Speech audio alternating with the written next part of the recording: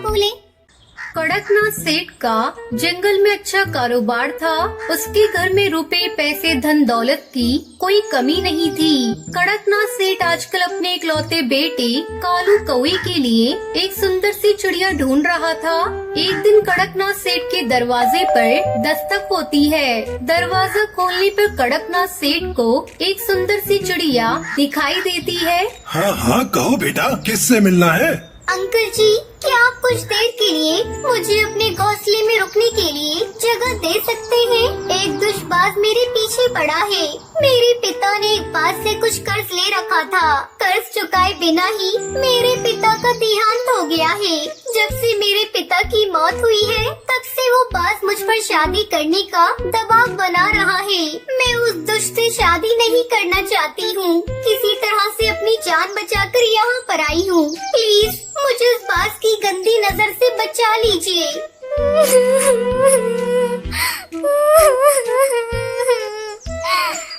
इतना कहकर टुनटुनी चिड़िया फूट फूट कर रोने लगती है। सुंदर चिड़िया की आंसू देखकर कड़कनाथ सेठ को उस पर तरस आ जाता है और वो उसको अपने घर में रुकने के लिए जगह दे देता है। अरे बेटी, रो नहीं तुम, इसे अपना ही घर समझो। जब तक तुम्हारे लिए किसी और जगह का इंतजाम नहीं हो जाता, तुम आराम से यहाँ रह सकती हो। अगले दिन अंकल जी, आज से दोनों वक्त का खाना और घर की साफ सफाई का सारा काम मैं किया करूँगी। अब आपने मुझे घर में रखा है, तो मेरा भी तो कुछ फर्ज बनता है ना। मैं भी आपके काम में हाथ बटाऊं। देखते ही देखते चंद ही दिनों में टुनटुनी चिड़िया कड़कनाथ और उसके बेटे का दिल जीत लेती है। अरे जिस बहू की तलाश में इतने दिनों से कर रहा था, मुझे लगता है टुनटुनी के रूप में मुझे वो बहू मिल गई है। अगर तुम्हें पसंद हो तो मैं टुनटुनी से तेरी शादी की बात चलाऊं?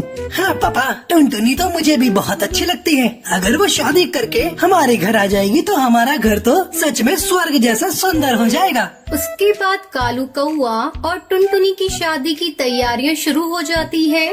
कड़कनाथ सेठ अपने इकलौते बेटी की शादी के लिए महंगे से महंगे जेवर और 36 पकवान बनवाता है। खूब धूमधाम से शादी का आयोजन होता है, जिसमें जंगल के सभी बड़े बड़े पक्षी महंगे तोहफों के साथ शामिल होते हैं। शादी के अगले दिन हरिया काका कड़कनाथ सेठ के घर आता है और जोर जोर से दरवाजा पीटते हुए बोलता है, अरे कड़कनाथ भाई साहब, उठिए, आखिर कब तक सोते रहेंगे?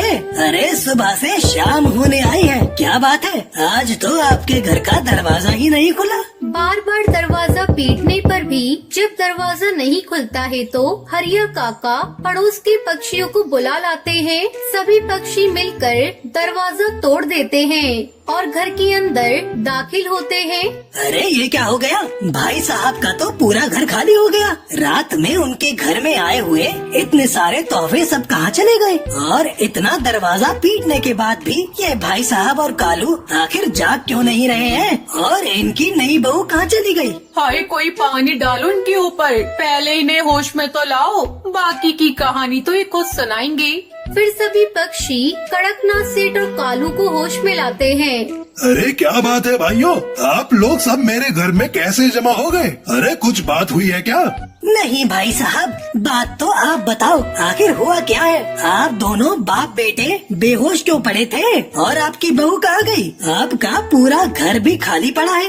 अपने घर की हालत देखकर और अपनी बहू टुनटुनी को यूँ गायब देखकर वो दोनों सारा माजरा समझ जाते हैं और सर पकड़कर रोने लगते हैं। हाय हाय, मैं तो लुट गया, मैं बर्बाद हो गया। अरे वो कोई मजबूर चिड़िया नहीं थी, अरे वो तो एक लुटेरी दुल्हन थी जो पूरा प्लान बनाकर आई थी और मेरा सारा रुपया पैसा और धन दौलत लूट कर भाग गई। अब मैं क्या करूँगा? उसे कहाँ ढूंढूंगा? अरे मैंने उस पर भरोसा किया और उसने मेरे साथ इतना बड़ा विश्वासघात किया।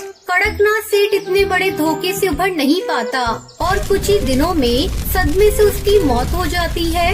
इस घटना के कुछ दिनों बाद पास ही के जंगल के पक्षी आपस में बातें कर रहे थे।